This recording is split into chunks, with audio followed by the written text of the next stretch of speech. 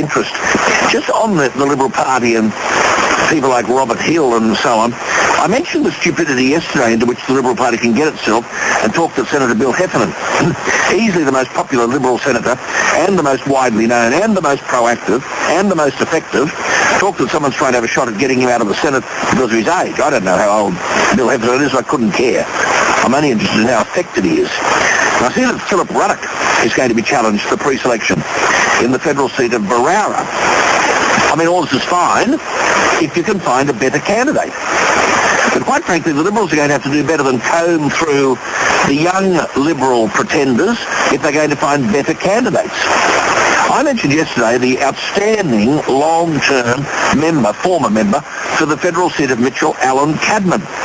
Well, Mr. Cadman was then challenged by 28-year-old Alex Hawke, and Hawke won pre-selection. No lifetime experiences. I think he'd worked for David Clark, who apparently is calling some of the shots in the Liberal Party, and then previously worked for federal MP Ross Cameron. Who in the business world or the wider community is going to listen to a kid like Hawke telling us the way the country should be run? Then you've got a former Young Liberals president, Noel McCoy, reportedly likely to challenge Philip Ruddock. What are his life experiences? What credentials does he bring that would qualify him as a political candidate? Like Hawke, they've most probably spent their time in some back room knifing someone or organising the numbers against somebody.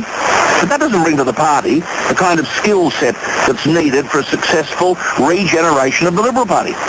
I'm told there's a book called An Education of a Young Liberal or some such title, written by a fellow John Hyde Page. And I'm told there are plenty of references to people like Alex Hawke and the kind of damage done to the Liberal Party by promoting these people way out of their depth. Contrary to what these wet behind-the-ear marshmallows might think, there is more to successful representation of people in the political area than sitting in a room on a phone, conniving how to stab someone in the back for your own benefit so that you can win pre-selection and sit in federal parliament.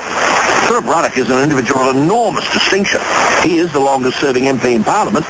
The fact that he's not going to return to the front bench is irrelevant. If the party is to rebuild, it needs to rebuild around people with experience. Ruddock could be very helpful to good